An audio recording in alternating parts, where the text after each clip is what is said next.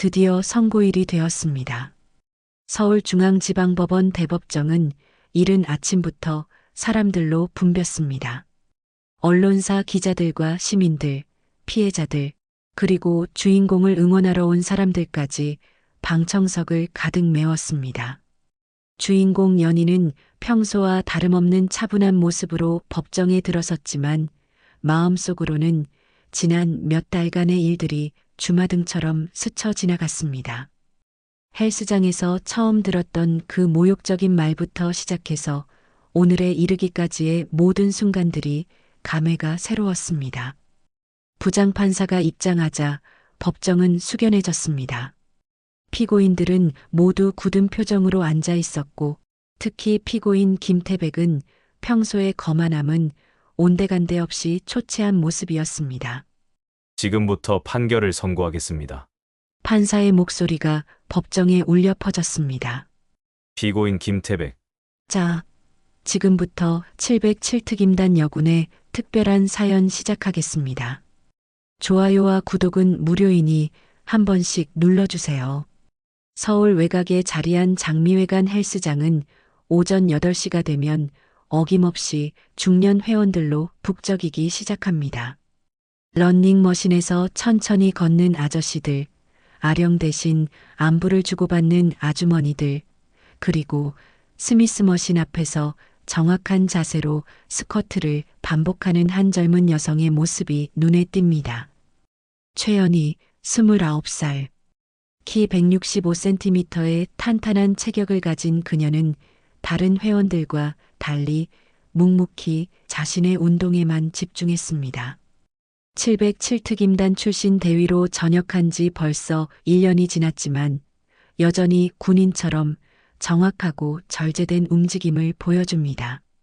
지금은 이름 없이 살기로 결심한 채 인근 작은 요양병원에서 재활치료사로 일하고 있었습니다. 연희는 매일 새벽 5시에 기상해서 6시 반에 헬스장에 도착합니다. 1시간 반 동안 웨이트 트레이닝과 유산소 운동을 마치고 나면 8시 정각 요양병원 출근 시간에 맞춰 집으로 돌아가는 것이 일상이었습니다. 다른 회원들과 인사를 나누기보다는 조용히 자신만의 시간을 보내는 편이었고 사람들도 그런 연희의 성격을 알고 있어서 적당한 거리를 두고 지냈습니다. 그날도 평소와 다름없이 운동을 마친 연희가 탈의실 앞에 서려던 순간이었습니다. 어이, 몸매 죽이네. 갑자기 들려온 남자의 저속한 목소리에 헬스장 안이 순식간에 조용해졌습니다. 러닝머신 소리, 아령이 부딪히는 소리, 심지어 에어컨 소리까지 모든 것이 멈춘 듯한 정적이 흘렀습니다. 연희는 천천히 고개를 돌려 소리가 난 쪽을 바라봤습니다. 헬스장 입구 쪽에 서 있는 3명의 남자가 눈에 들어왔습니다. 나이는 30 중반에서 40 초반 정도로 보이는 이들은 운동복을 입고 있었지만 어딘가 어색해 보였습니다. 특히 맨 앞에 선 키 큰 남자는 연희를 노골적으로 훑어보며 비열한 미소를 짓고 있었습니다. 뭐야, 무시하네. 그 남자가 다시 입을 열었습니다. 군인 출신이라더니 예의는 없나 봐요. 옆에 서 있던 두 남자도 킥킥거리며 웃었습니다. 헬스장 안의 다른 회원들은 눈치를 보며 슬그머니 자리를 피하기 시작했습니다. 연희는 여전히 말없이 그들을 바라보고 있었습니다. 707특임단에서 단련된 직감이 이들이 보통 사람들이 아니라는 것을 알려주고 있었습니다. 걸음걸이, 말투, 다른 사람들을 바라보는 시선까지 모든 것이 일반인과는 달랐습니다. 특히 맨 앞에 남자는 목과 팔에 문신이 희미하게 보였고 손가락에는 굵은 반지를 끼고 있었습니다. 몇 초간의 침묵 후 연희는 아무 말 없이 고개를 돌려 탈의실로 들어갔습니다. 뒤에서 들려오는 키득거리는 웃음소리와 재미있네, 전연이라는 중얼거림을 들으면서도 표정 하나 바꾸지 않았습니다. 하지만 탈의실 문을 닫는 순간 연희의 눈동자에 차가운 기운이 스쳤습니다. 오랫동안 잠들어 있던 군인의 본능이 깨어나기 시작한 것입니다. 탈의실에서 옷을 갈아입으며 연희는 생각에 잠겼습니다. 저녁 후 평범한 삶을 살기로 결심했지만 이런 일이 생기면 어떻게 해야 할지 고민이 되었습니다. 군 복무 시절이라면 이미 상황을 파악하고 대응 방안을 세웠을 테지만 지금은 일반인입니다. 하지만 동시에 그냥 넘어갈 수도 없는 일이었습니다. 옷을 다 갈아입고 탈의실에서 나온 연희는 헬스장을 둘러봤습니다. 그 세 남자는 이미 사라진 후였고 다른 회원들은 여전히 어색한 분위기 속에서 운동을 하고 있었습니다. 헬스장 사장이 연희에게 다가와 조심스럽게 말을 걸었습니다. 연희 씨, 괜찮죠? 저 사람들은 처음 보는 얼굴인데. 사장의 목소리에는 걱정이 묻어났습니다. 연희는 괜찮다는 듯 고개를 끄덕이며 헬스장을 나섰습니다. 하지만 마음 한편으로는 이것이 끝이 아닐 것이라는 예감이 들었습니다. 707특임단에서 배운 것 중 하나는 이런 류의 사람들은 한번 목표를 정하면 쉽게 포기하지 않는다는 것이었습니다. 집으로 돌아가는 길, 연희는 자신의 선택에 대해 다시 한번 생각해 봤습니다.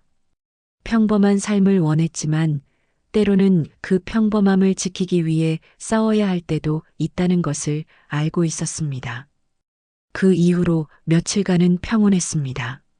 연희는 여전히 매일 아침 같은 시간에 헬스장에 나타나 묵묵히 운동을 했고 그 세 남자들의 모습은 보이지 않았습니다.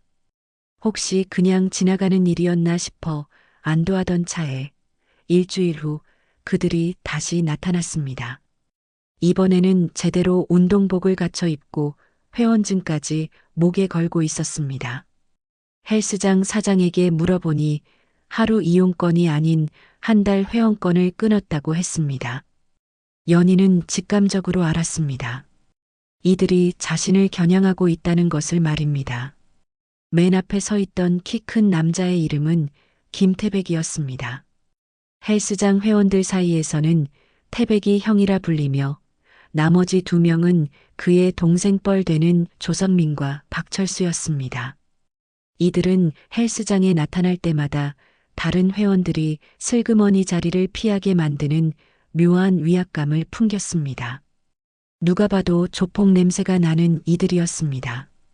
말투부터가 일반인과 달랐고 운동을 하는 척하면서도 계속 연희를 의식하고 있다는 것이 뻔히 보였습니다. 특히 태백은 연희가 운동하는 모습을 노골적으로 쳐다보며 옆에 두 남자와 수군거렸습니다.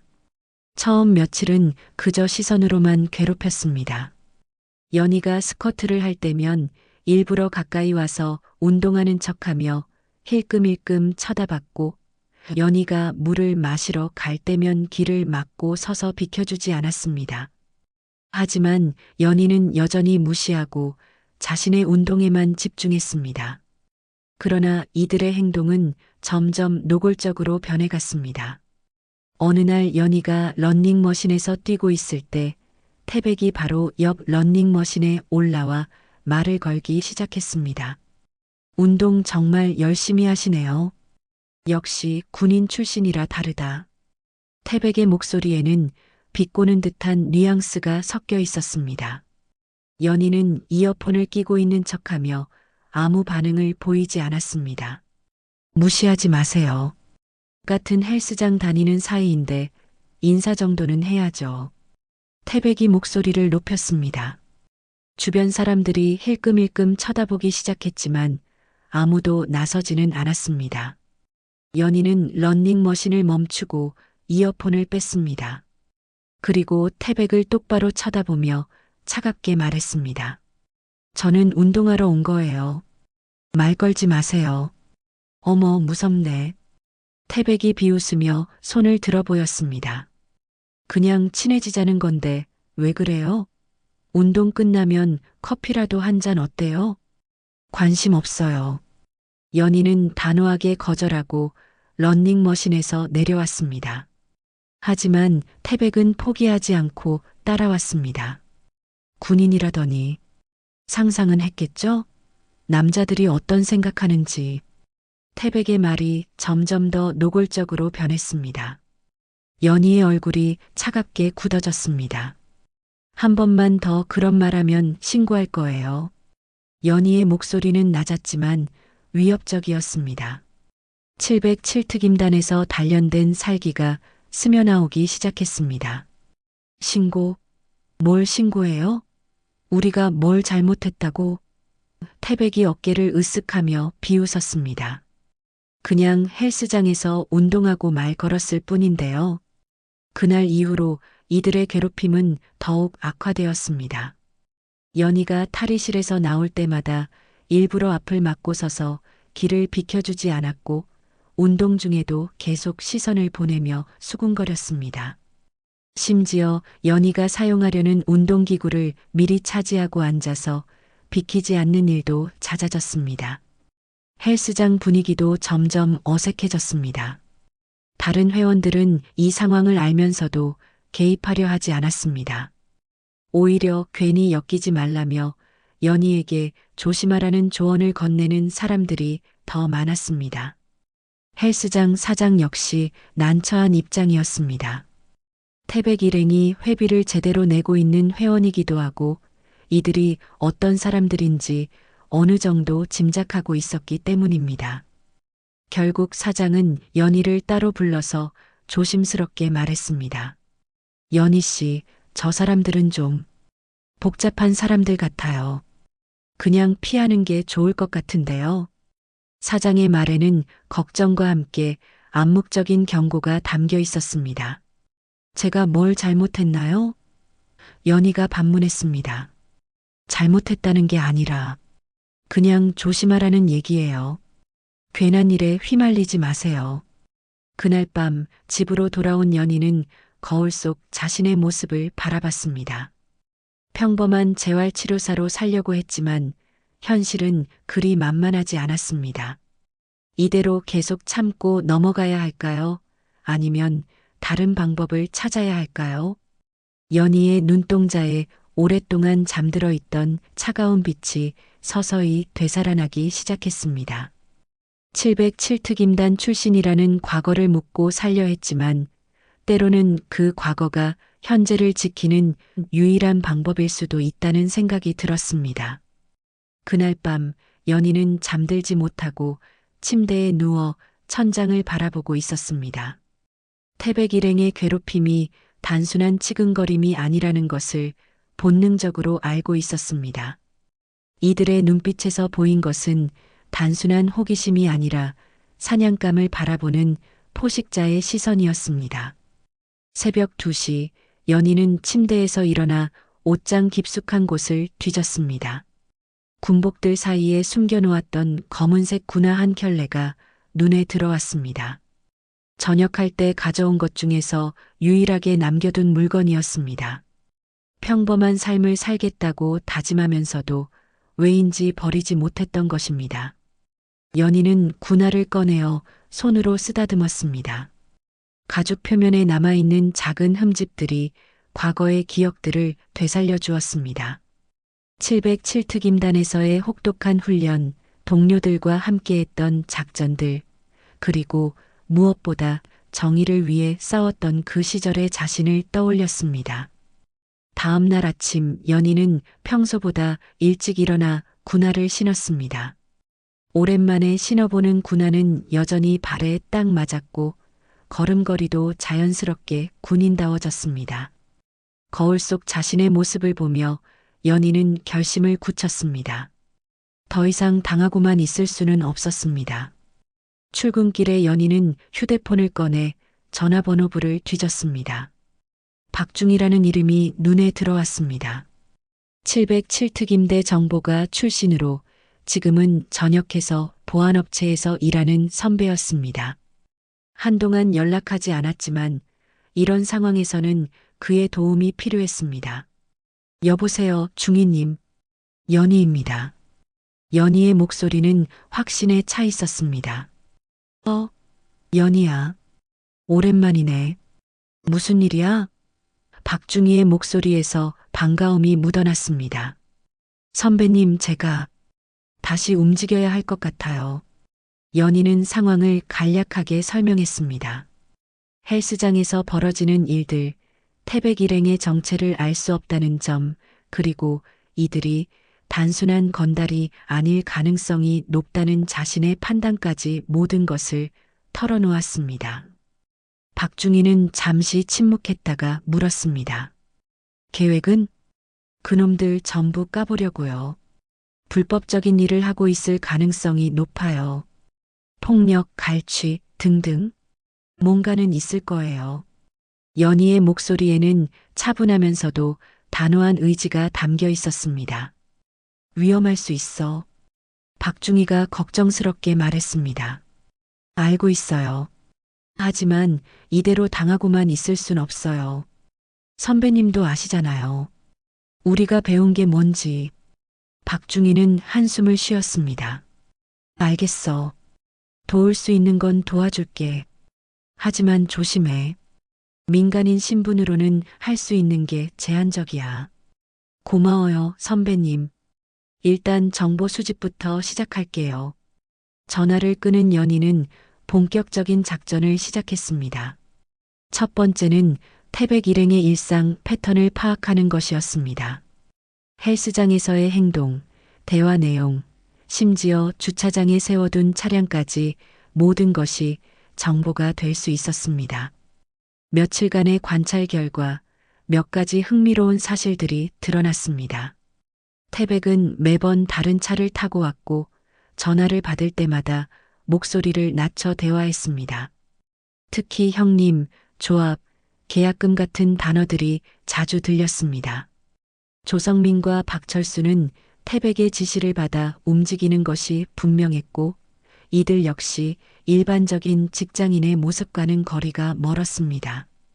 연희는 이들의 대화를 녹음하기 위해 작은 녹음기를 구입했습니다.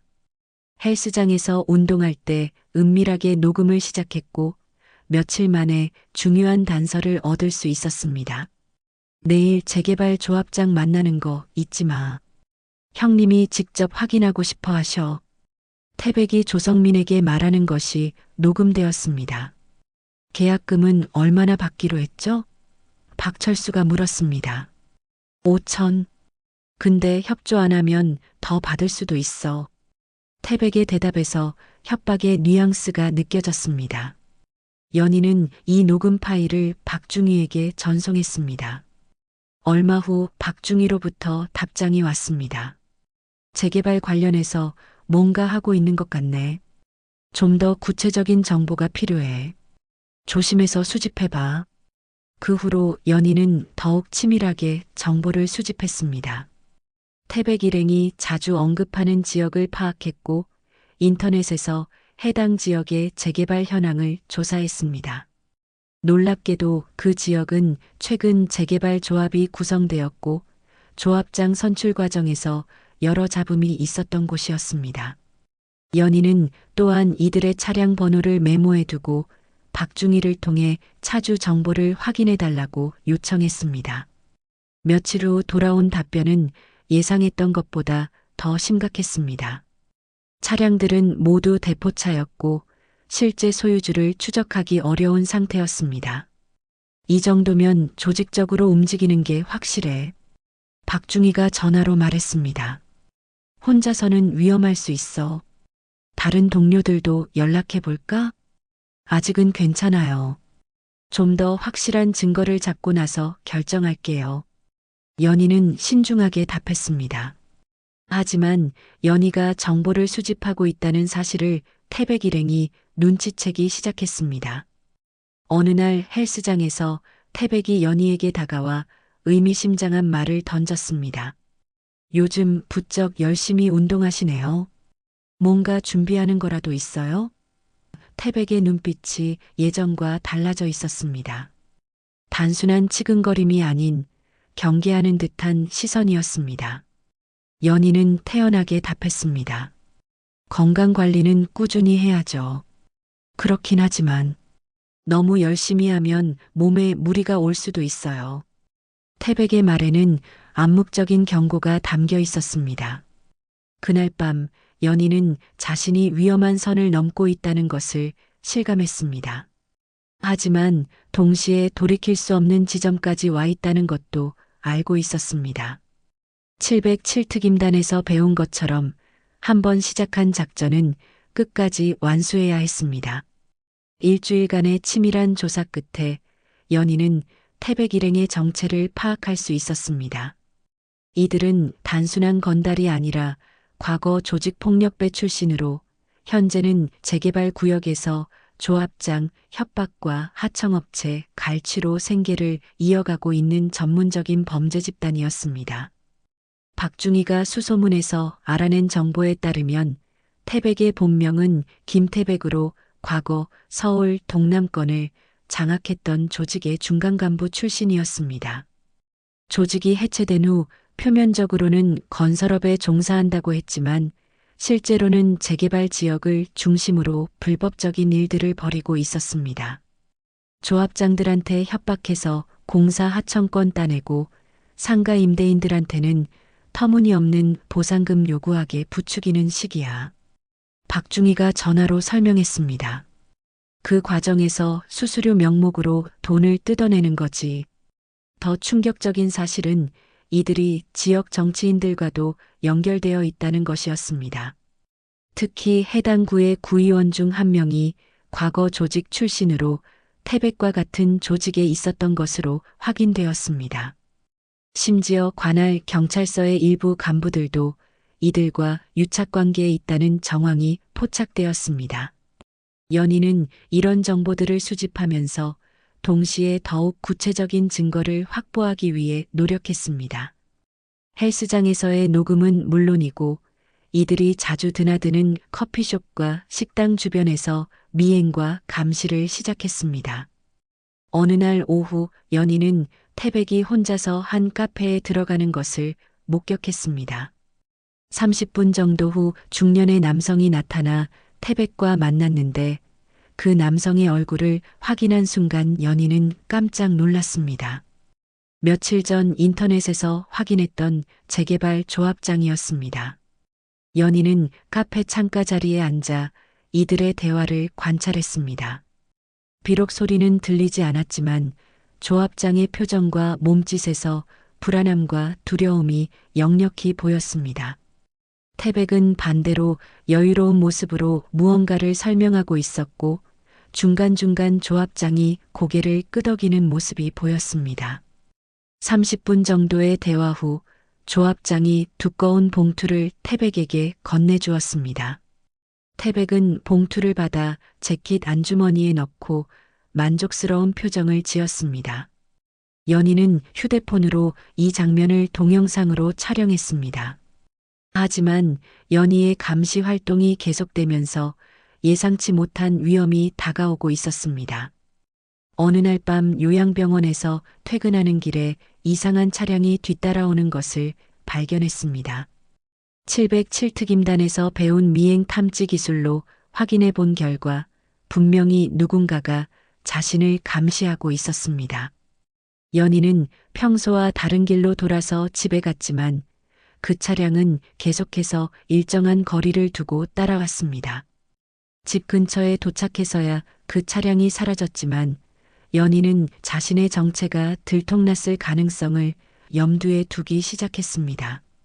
다음 날 헬스장에서 태백의 태도가 확연히 달라져 있었습니다. 예전처럼 노골적으로 접근하지는 않았지만 운동하는 내내 연희를 관찰하는 시선이 느껴졌습니다. 특히 연희가 헬스장을 나갈 때마다 조성민이나 박철수 중 한 명이 슬그머니 뒤따라 나오는 것이 보였습니다. 위험을 감지한 연희는 박중희에게 상황을 보고했습니다. 선배님, 제가 감시당하고 있는 것 같아요. 그럼 일단 거리를 두는 게 좋겠어. 너무 위험해. 박중희의 목소리에 걱정이 묻어났습니다. 아직 결정적인 증거를 못 잡았어요. 조금만 더 시간을 주세요. 연희는 포기하고 싶지 않았습니다. 연희야, 목숨이 더 중요해. 이미 충분한 정보는 확보했으니까 경찰에 신고하자. 하지만 연희의 고민은 따로 있었습니다. 태백 일행과 연결된 경찰 간부들이 있다면 성급한 신고가 오히려 증거 인멸로 이어질 수 있었습니다. 더 확실한 증거와 더 탄탄한 계획이 필요했습니다. 그런 연희의 고민을 아는지 모르는지 태백의 압박은 더욱 노골적으로 변했습니다. 어느 날 헬스장 사장이 연희를 따로 불러 조심스럽게 말했습니다. 연희 씨, 혹시 최근에 무슨 일 있었어요? 태백 씨가 자꾸 연희 씨에 대해 물어보네요. 사장의 표정에는 불안함이 역력했습니다. 무슨 말씀이세요? 연희가 태연하게 반문했습니다. 연희 씨가 어디서 일하는지, 집이 어디인지, 그런 걸 자꾸 물어봐요. 저는 당연히 말 안 했지만 뭔가 심상치 않아 보여서요. 연희는 상황이 점점 심각해지고 있다는 것을 실감했습니다. 이제 더 이상 혼자서는 감당하기 어려운 단계에 접어들고 있었습니다. 그날 밤 연희는 박중희에게 다시 전화를 걸었습니다. 선배님, 다른 동료들한테도 연락해 주세요. 혼자서는 한계가 있을 것 같아요. 연희의 목소리에는 결연한 의지와 함께 현실적인 판단이 섞여 있었습니다. 알겠어. 정보가 출신 김상사하고 작전과 이병장한테 연락해 볼게. 얘들도 전역하고 나서 비슷한 일 하고 있거든. 박중희가 답했습니다. 고마워요. 하지만 너무 성급하게 움직이지는 말아요. 아직 완벽한 계획을 세우지 못했거든요. 전화를 끊은 후 연희는 창밖을 바라보며 생각에 잠겼습니다. 며칠 후면 모든 것이 결정될 것 같았습니다. 태백 일행이 먼저 움직일지 아니면 자신이 결정적인 증거를 잡을지 707특임단에서 배운 모든 것을 총동원해야 할 때가 다가오고 있었습니다. 그날 밤 연희의 집 앞에 검은색 승용차 한 대가 나타났습니다. 차 안에서는 누군가가 연희의 집을 지켜보고 있었습니다. 폭풍 전야의 고요함이 서서히 깨지기 시작하고 있었습니다. 며칠간 집 앞에서 계속되는 감시에도 불구하고 연희는 평소와 같은 일상을 유지했습니다. 하지만 내심으로는 긴장의 끈을 놓지 않고 있었습니다. 707특임단에서 배운 대로 언제든 위험한 상황에 대처할 준비를 하고 있었습니다. 박중희가 약속한 대로 옛 동료들과 연락이 닿았습니다. 정보가 출신 김상사와 작전과 이병장이 모두 연희를 돕기로 했습니다. 이들은 각각 보안업체와 탐정사무소에서 일하고 있어서 민간 차원에서 할 수 있는 조사에는 전문가들이었습니다. 태백 일행의 동선을 완전히 파악했어. 김 상사가 전화로 보고했습니다. 매주 화요일과 금요일에는 재개발 조합 사무실에 가고 수요일에는 구청 근처 식당에서 누군가와 만나더라고. 그 누군가가 구의원이야? 연희가 물었습니다. 맞아. 조민호 구의원. 과거 같은 조직 출신이 확실해. 만나는 장소도 항상 같은 곳이고 대화 시간도 일정하더라. 이병장도 중요한 정보를 가져왔습니다. 태백이 운영하는 건설업체 서류를 확인해 봤는데 대부분이 허위 신고야. 실제로는 재개발 구역에서 불법 하청만 받고 있어. 그것도 협박으로. 연희는 이제 충분한 증거가 모였다고 판단했습니다. 하지만 문제는 이들을 어떻게 한 번에 제압할 것인가였습니다. 단순히 경찰에 신고하는 것만으로는 부족했습니다. 경찰 내부에 내통자가 있을 가능성이 높았고 구의원까지 연루되어 있어서 증거 인멸이나 회피가 우려되었습니다. 그런 연희에게 예상치 못한 기회가 찾아왔습니다. 어느 날 저녁 요양병원에서 퇴근하던 중 평소보다 늦은 시간이었는데 병원 주차장에서 태백과 조성민이 기다리고 있었습니다. 어머, 이런 곳에서 만나네요. 태백이 비꼬는 듯한 미소를 지으며 다가왔습니다. 퇴근하시는 길이에요? 연희는 침착하게 답했습니다. 네, 그런데 무슨 일이세요? 별거 아니에요. 그냥 우리 형님이 연희 씨를 한번 뵙고 싶어 하셔서요. 태백의 말에서 위협적인 뉘앙스가 느껴졌습니다. 형님이요? 연희는 태연한 척하며 물었습니다. 네, 아시잖아요. 헬스장에서 자꾸 시비 거는 사람이 있어서 좀 불편하시다고 하네요. 조성민이 끼어들었습니다. 연희는 주변을 둘러봤습니다. 병원 주차장은 이미 한산했고 보안 요원도 보이지 않았습니다. 하지만 연희에게는 이 상황이 오히려 기회로 보였습니다. 태백 일행이 직접 나섰다는 것은 그만큼 다급하다는 뜻이고 이는 결정적인 증거를 잡을 수 있는 순간이기도 했습니다. 조용히 따라오세요. 우리 형님이 할 말이 있으시다고 하네요. 태백이 차를 가리켰습니다. 연희는 휴대폰 주머니에서 손가락으로 몇 개의 버튼을 눌렀습니다. 미리 설정해둔 긴급 신호였습니다. 박중희와 동료들에게 자동으로 현재 위치와 상황이 전송되는 시스템이었습니다. 동시에 휴대폰의 라이브 스트리밍 기능도 작동시켰습니다. 알겠어요.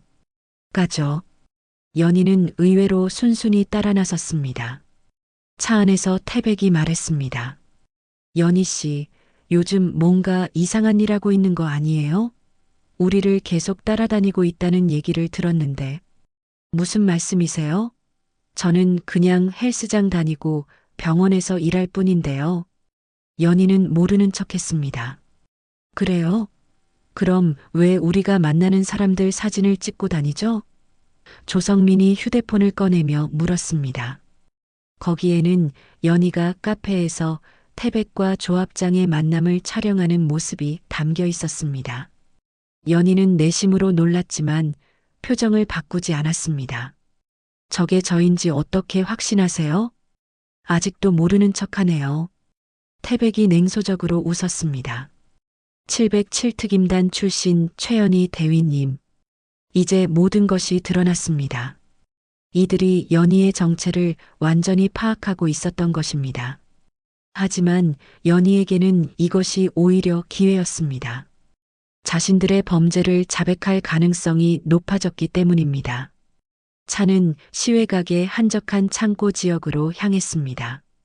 을씨년스러운 분위기의 창고 앞에서 차가 멈췄고 태백과 조성민이 연희를 끌고 내렸습니다. 창고 안에는 이미 한 명의 중년 남성이 기다리고 있었습니다. 이 사람이 우리 형님이에요. 태백이 소개했습니다. 강 사장님이라고 불러요. 강 사장이라고 불리는 남성은 연희를 위아래로 훑어보더니 말했습니다. 707특임단 출신이라고? 대단하네. 그런데 왜 우리 일에 끼어들어? 끼어든 적 없는데요. 연희가 답했습니다. 아직도 모르는 척하네. 강 사장이 비웃었습니다. 우리가 하는 일이 뭔지 다 알고 있으면서 무슨 일을 하는지 궁금하네요. 연희가 반문했습니다. 재개발 조합장들이랑 일하고 있어. 뭐, 조금 강하게 설득하는 편이긴 하지만. 태백이 자랑스럽게 말했습니다. 설득이요? 연희가 물었습니다. 돈 안 내면 공사 못하게 하고 상가 임대인들한테는 더 많은 보상금 요구하라고 부추기고 뭐 그런 일들이지. 조성민이 웃으며 대답했습니다. 연희의 휴대폰에서는 이 모든 대화가 실시간으로 송출되고 있었습니다. 동시에 박중희와 동료들이 연희의 위치를 추적하여 이미 경찰과 함께 이곳으로 향하고 있었습니다. 그런데 이런 건 자존심 상하지? 강 사장이 연희의 군기 자세를 비웃으며 말했습니다. 특임대 출신이 이렇게 당하다니. 근데 넌 잘못 건드렸어. 태백이 협박하는 듯한 눈빛으로 말했습니다. 우리가 누구랑 일하는지 알면 깜짝 놀랄걸. 구의원님도 우리 편이고 경찰서 형사들도 우리를 잘 알고 있어. 조성민이 덧붙였습니다. 바로 그 순간 창고 밖에서 사이렌 소리가 들려오기 시작했습니다. 연희는 속으로 미소를 지었습니다. 모든 것이 계획대로 진행되고 있었습니다. 사이렌 소리가 점점 가까워지자 창고 안의 분위기가 급변했습니다. 강 사장과 태백 일행의 얼굴에 당황스러운 기색이 역력했습니다. 하지만 연희는 여전히 침착한 표정을 유지하고 있었습니다. 뭐야, 이거? 태백이 창고 문 쪽을 바라보며 당황했습니다. 경찰이 온 것 같은데? 조성민도 불안해하며 말했습니다. 강 사장은 연희를 노려보며 소리쳤습니다. 인연이 뭔 짓을 한 거야? 저는 아무것도 안 했는데요. 연희가 태연하게 답했습니다. 하지만 속으로는 박중희와 동료들의 신속한 대응에 감사하고 있었습니다. 창고 밖에서 확성기 소리가 들려왔습니다. 안에 있는 분들 나오십시오. 경찰입니다. 태백이 연희의 팔을 붙잡으며 협박했습니다. 야, 너 때문에 이렇게 된 거 맞지? 가만 안 둬. 그 순간 창고 문이 벌컥 열리면서 경찰들이 들이닥쳤습니다. 동시에 박중희와 김상사, 이병장도 함께 들어왔습니다. 연희는 이들의 모습을 보자 안도의 한숨을 내쉬었습니다. 다들 손 들고 벽에 붙어 서세요. 경찰관들이 소리쳤습니다. 강 사장과 태백 일행은 어쩔 수 없이 지시에 따랐습니다. 하지만 강 사장은 마지막까지 저항하려 했습니다. 야, 뭔 죄로 우리를 잡는 거야? 우리는 아무것도 안 했어. 강 사장이 소리쳤습니다. 강금죄, 협박죄로 일단 체포하겠습니다. 경찰관이 답했습니다. 그리고 재개발 관련 불법행위 혐의도 추가로 조사할 예정입니다. 태백이 연희를 보며 이를 갈았습니다. 이 계집년이 다 계획한 거였어. 연희는 처음으로 미소를 지으며 말했습니다. 계획이라기보다는 그냥 참지 않았을 뿐이에요. 박중희가 연희에게 다가와 물었습니다. 괜찮아? 네, 덕분에 모든 증거를 확보했어요. 연희가 휴대폰을 보여주었습니다. 실시간 라이브 방송으로 모든 대화가 녹화되었고 이미 온라인 커뮤니티에 업로드되었습니다. 김상사가 감탄하며 말했습니다. 역시 707 출신답네. 완벽한 작전이었어. 하지만 이것은 시작에 불과했습니다. 연희가 수집한 증거들은 태백 일행의 범죄 행위뿐만 아니라 그들과 연결된 정치인과 공무원들의 부정행위까지 모두 드러내게 될 예정이었습니다. 경찰서에서 조사가 시작되자 더 놀라운 사실들이 밝혀졌습니다. 연희가 제공한 녹음 파일과 사진, 동영상 자료들을 바탕으로 수사관들이 추가 조사를 진행한 결과 재개발 구역에서 벌어진 대규모 비리 사건의 전모가 드러나기 시작했습니다. 조민호 구의원은 태백 일행으로부터 받은 돈의 대가로 재개발 관련 인허가 과정에서 특혜를 제공했습니다. 관할 경찰서의 일부 간부들도 태백 일행의 불법 행위를 묵인하는 대신 정기적으로 금품을 받아왔던 것이 확인되었습니다. 더욱 충격적인 것은 재개발 조합장들 중 일부가 태백 일행의 협박에 굴복하여 허위로 조합원들의 동의를 받았다는 사실이었습니다. 이로 인해 수백 명의 주민들이 피해를 보았고 수십억 원의 공적 자금이 부정하게 사용되었습니다. 연희의 용기 있는 행동이 시발점이 되어 거대한 비리 사건이 수면 위로 떠오르게 된 것입니다. 언론들도 이 사건에 큰 관심을 보이기 시작했습니다. 707특임단 출신 여성의 단독 수사로 대규모 재개발 비리 사건 적발이라는 제목의 기사가 각종 포털 사이트 메인을 장식했습니다. 시민들의 반응도 뜨거웠습니다. 이런 여성이 있어서 다행이다. 진짜 멋있다. 우리나라에도 이런 사람이 있구나라는 댓글들이 연희를 응원했습니다. 특히 젊은 여성들 사이에서는 연희가 롤모델로 여겨지기 시작했습니다. 하지만 연희 본인은 영웅 대접받는 것을 불편해했습니다. 기자들의 인터뷰 요청도 대부분 거절했고 간혹 응해주는 인터뷰에서도 담담한 모습을 보였습니다. 저는 영웅이 아니에요. 그냥 당연한 일을 했을 뿐입니다. 연희가 한 지역 방송국과의 인터뷰에서 말했습니다. 누구든지 이런 상황에 처하면 똑같이 했을 거예요. 하지만 실제로는 대부분의 사람들이 참고 넘어가지 않나요?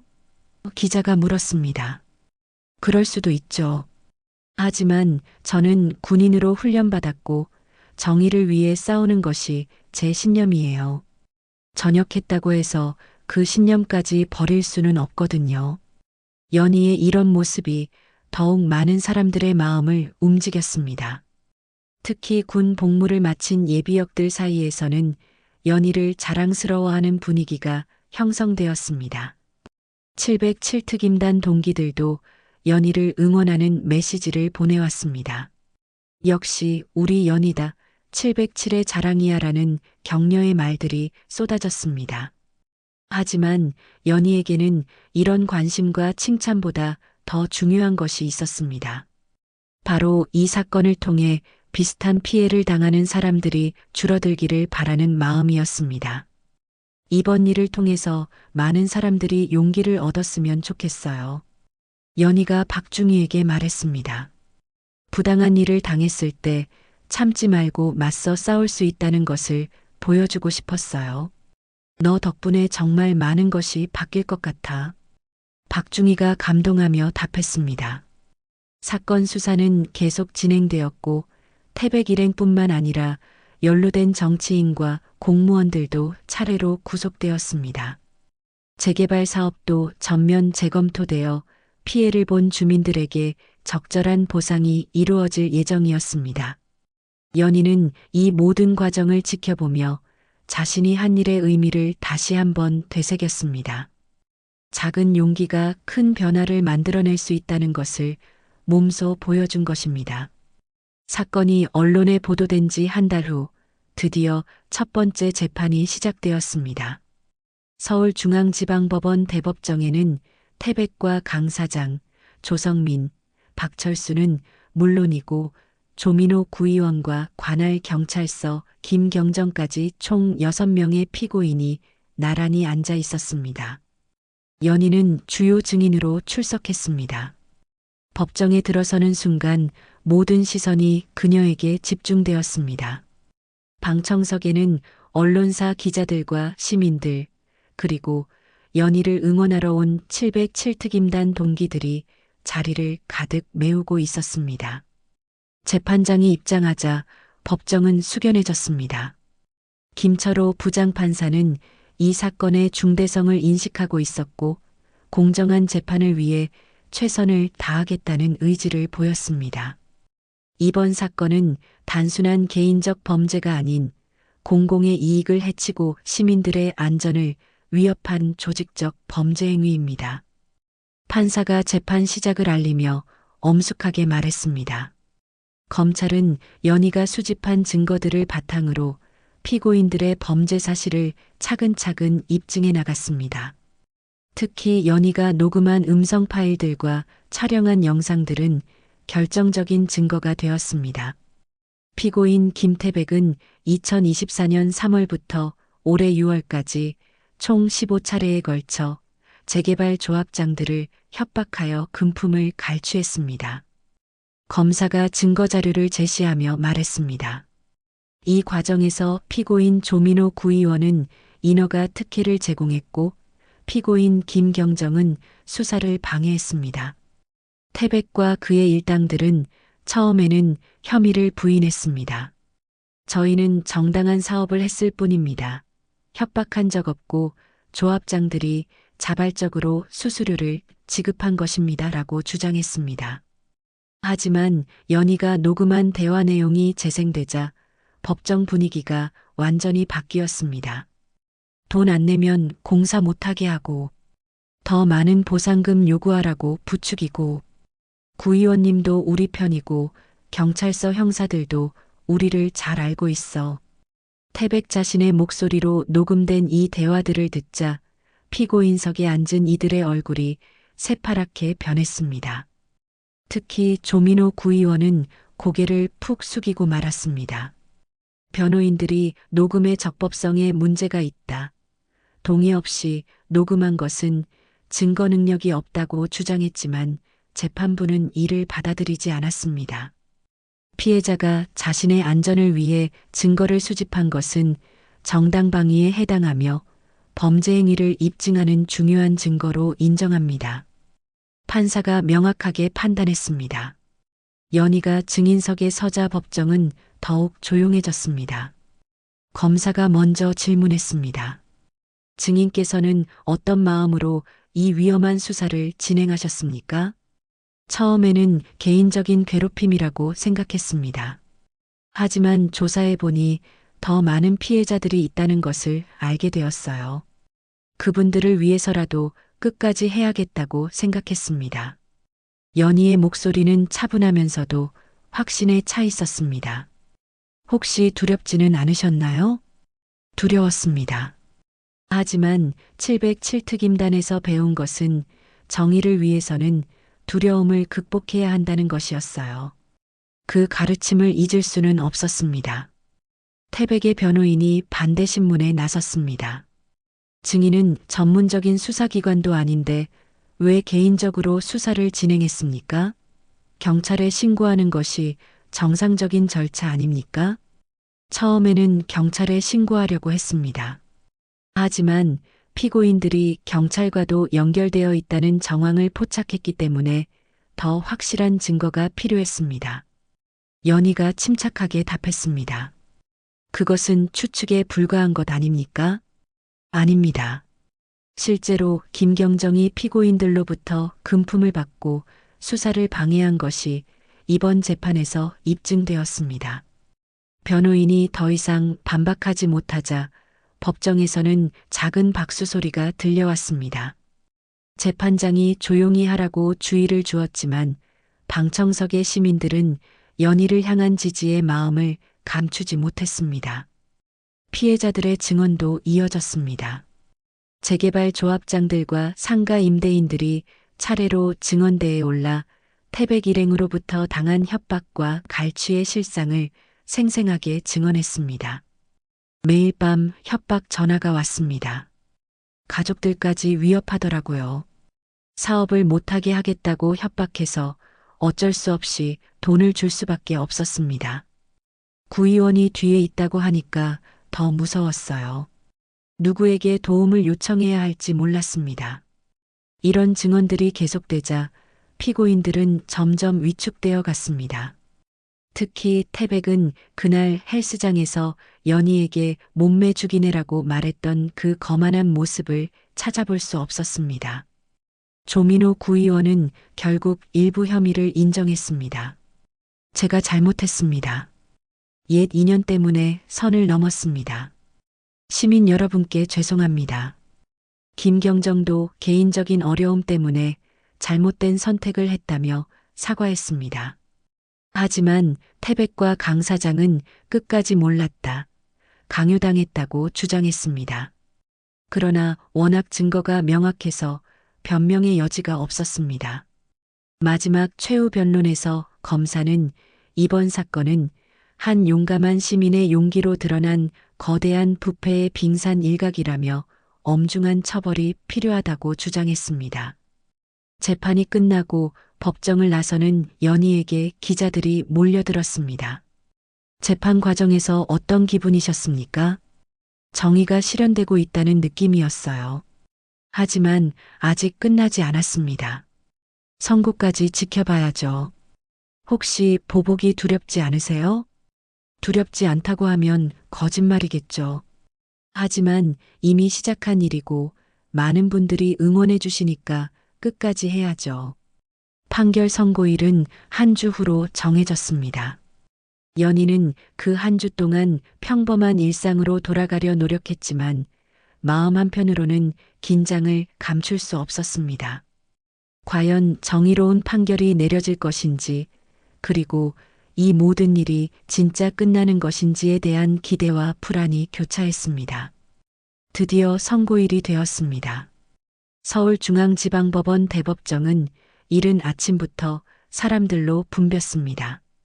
언론사 기자들과 시민들, 피해자들, 그리고 연희를 응원하러 온 사람들까지 방청석을 가득 메웠습니다.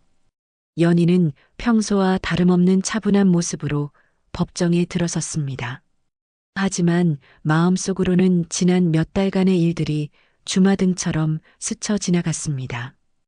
헬스장에서 처음 들었던 그 모욕적인 말부터 시작해서 오늘에 이르기까지의 모든 순간들이 감회가 새로웠습니다.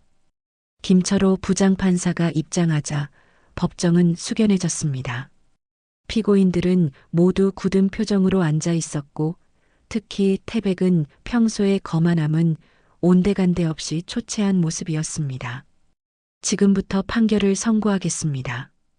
판사의 목소리가 법정에 울려 퍼졌습니다.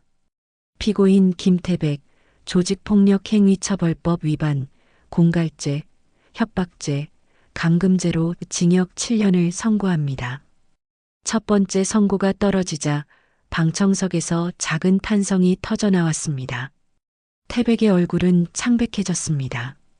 피고인 강철민, 조직폭력행위처벌법 위반, 공갈죄, 협박죄로 징역 6년을 선고합니다. 피고인 조성민, 박철수 각각 공갈죄, 협박죄, 감금죄로 징역 5년을 선고합니다. 조직의 하수인들에게도 가벼지 않은 형량이 선고되었습니다. 피고인 조민호, 뇌물수수죄, 직권남용죄, 공무원법 위반으로 징역 4년, 추징금 2억 원을 선고합니다. 구의원 출신인 조민호에게는 형사처벌과 함께 거액의 추징금까지 선고되었습니다. 피고인 김상철, 뇌물수수죄, 직무유기죄, 수사방해죄로 징역 3년을 선고합니다. 경찰 간부에게까지 실형이 선고되자 법정의 분위기는 더욱 엄숙해졌습니다. 판사는 선고 이유를 차근차근 설명했습니다. 피고인들의 범행은 단순한 개인적 범죄가 아닙니다. 재개발이라는 공적 사업을 이용해 시민들의 재산권을 침해하고 공무원들과 결탁하여 공정한 행정을 왜곡시킨 중대한 범죄입니다. 특히 피고인 김태백은 조직의 수괴로서 체계적이고 지속적으로 범행을 주도했으며 심지어 자신들의 범행을 폭로하려는 시민을 감금하고 협박하기까지 했습니다. 이는 민주주의의 근간을 흔드는 행위로서 엄중히 처벌받아야 마땅합니다. 판사는 이어서 연희의 행동에 대해서도 언급했습니다. 이번 사건이 밝혀질 수 있었던 것은 한 시민의 용기 있는 행동 덕분입니다.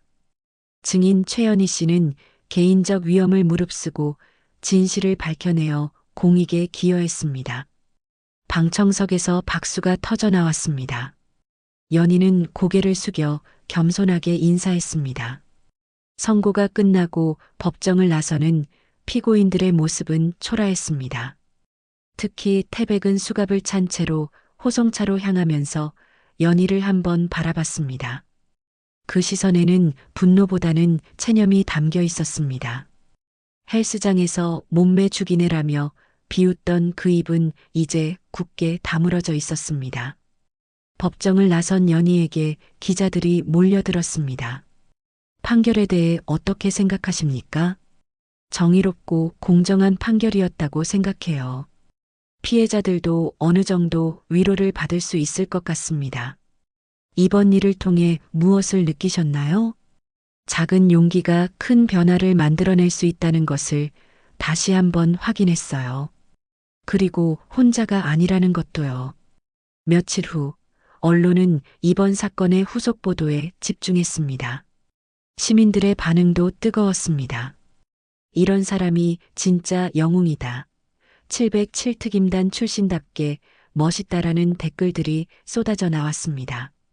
한 달 후 연희는 다시 평범한 일상으로 돌아갔습니다. 요양병원 뒷동산에서 중풍으로 재활치료를 받는 할아버지의 걸음마 연습을 돕고 있었습니다. 연희 선생님, 오늘 뉴스에서 봤는데 정말 대단하더라고요. 할아버지가 말씀하셨습니다. 아니에요. 그냥 당연한 일을 했을 뿐이에요. 연희가 겸손하게 답했습니다. 요양병원 젊은 간호사들도 연희를 보는 시선이 달라졌습니다. 연희 선생님 정말 멋있어요. 저도 그런 용기를 가지고 싶어요라고 말하는 간호사도 있었습니다. 장미회관 헬스장도 큰 변화를 겪었습니다. 여성 전용 탈의실 앞 불법 촬영 방지 안내문이 붙었고 성희롱 신고센터 연락처도 게시되었습니다. 무엇보다 헬스장 분위기 자체가 바뀌었습니다. 회원들 사이에서도 서로를 존중하는 문화가 자리 잡기 시작했습니다. 어느 날 저녁 연희는 박중희와 함께 커피를 마시며 지난 일들을 되돌아봤습니다. 정말 대단한 일을 해냈어. 박중희가 감탄하며 말했습니다. 혼자서는 불가능했을 거예요. 선배님과 동료들이 도와주셨기 때문에 가능한 일이었어요. 연희는 창밖을 바라보며 말했습니다. 707특임단에서 배운 게 헛되지 않았다는 생각이 들어요. 정의를 위해 싸우는 것, 약자를 보호하는 것. 전역했다고 해서 그 가치까지 버릴 수는 없잖아요. 몇 달이 지난 지금 연희의 이야기는 여전히 사람들 사이에서 회자되고 있습니다. 특히 부당한 일을 당하는 사람들에게는 희망의 메시지가 되고 있습니다. 한 사람의 용기가 얼마나 큰 변화를 만들어낼 수 있는지를 보여준 사례로 기억되고 있습니다. 연희는 오늘도 요양병원에서 환자들을 돌보며 평범하지만 의미 있는 하루를 보내고 있습니다. 그녀의 뒷모습을 보는 사람들은 말합니다. 저분이 바로 진정한 영웅이다라고. 하지만 연희 자신은 여전히 겸손하게 말합니다. 저는 그냥 참지 않았을 뿐이에요. 그날 헬스장에서 그녀에게 던져진 몸매 죽이네라는 말로 시작된 작은 사건이 거대한 정의의 실현으로 이어진 것입니다. 연희가 보여준 용기는 많은 사람들에게 영감을 주었고 사회 전체에 긍정적인 변화를 가져왔습니다. 누군가 용기 낸 그 한 사람 덕분에 작지만 강한 변화가 시작되었던 것입니다.